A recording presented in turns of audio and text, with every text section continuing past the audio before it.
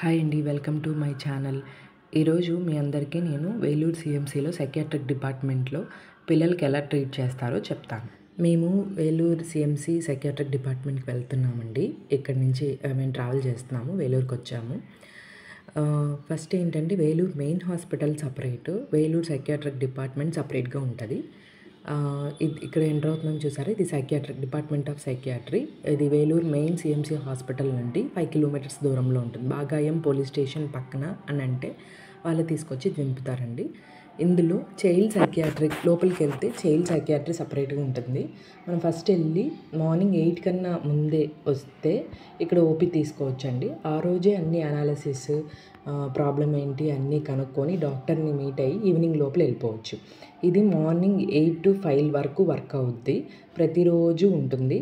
Saturdays మాత్రం afternoon వరకే ఉంటుంది. ఆఫ్టర్నూన్ 2 or 1 వరకే ఉంటుంది. సో ఎవరైనా ప్లాన్ చేసుకుంటే వీక్ డేస్లో ప్లాన్ చేసుకోవడం బెటర్. ఇక్కడ మేము ఆల్రెడీ 3 months బాబు కోసం ఉండి ట్రైన్ చేసుకొని తీసుకెళ్ళాము.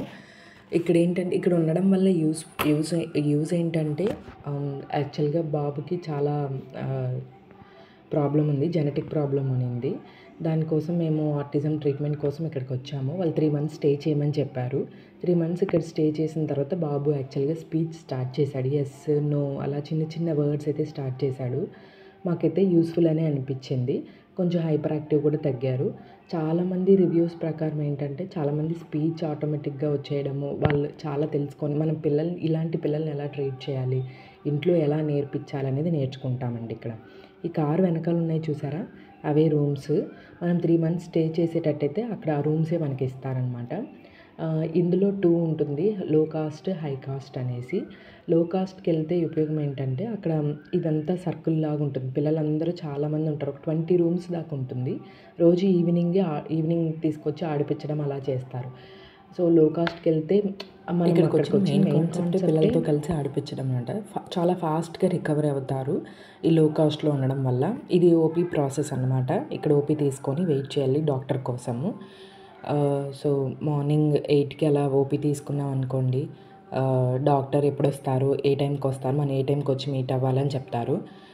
సో డాక్టర్ వచ్చి ఎప్పుడు పిలుస్తారో తెలియదు కాబట్టి మనం ఇక్కడే వెయిట్ చేయడం బెటర్, లాబీలో వెయిట్ చేయడం బెటర్. ఇక్కడ మేము లాబీలో వెయిట్ చేస్తున్నాం. మార్నింగ్ 10:30కి అలా వచ్చాము. సో 12 లోపల ఎప్పుడైనా ఓపీ తీసుకోవచ్చండి. అంటే మేము రివ్యూకి వచ్చాం కాబట్టి 12:30 లోపల ఎప్పుడైనా ఓపీ తీసుకోవచ్చు అన్నారని మేము 11కి వచ్చాము. ఇది ఫస్ట్ టైం ఓపీ అనుకోండి, మార్నింగ్ 8 లోపలే రావాల్సి ఉంటుంది. సో మేము వెయిట్ చేస్తున్నాం ఇక్కడ లాబీలో. బాబు నిద్రపోతున్నాడు. అంటే చాలా దూరం మార్నింగ్ 4కే లేచి ట్రావెల్ చేశాం కాబట్టి ఆడికి నిద్ర లేదు. సో నిద్రపోతున్నాడు ఇక్కడే. ఇప్పుడు మార్నింగ్ 11కి వచ్చి రూమ్ తీసుకొని మళ్ళీ డాక్టర్ ఎప్పుడు వస్తారో తెలియక టెన్షన్ పడడం కన్నా ఇక్కడే వెయిట్ చేయడం బెటర్ అండి. ఇది వచ్చి నంబికే నిలయం. ఇక్కడ డాక్టర్ ఎప్పుడు వాకింగ్ డాక్టర్ 2కి అలా మీట్ అయ్యాము. సో అడిగితే లంచ్కి వెళ్ళి రమ్మన్నారు. సో అంటే అక్కడ ఓపీలోనే రాశారండి 2 o'clockకి డాక్టర్ని మీట్ అవ్వచ్చని. సో మేము లంచ్కి వెళ్ళి మళ్ళీ తిరిగి వచ్చి డాక్టర్ని మీట్ అయ్యాము. వాళ్ళు హోమ్ గోల్స్ అన్నీ ఇచ్చారు. ఇచ్చిన తర్వాత తీసుకొని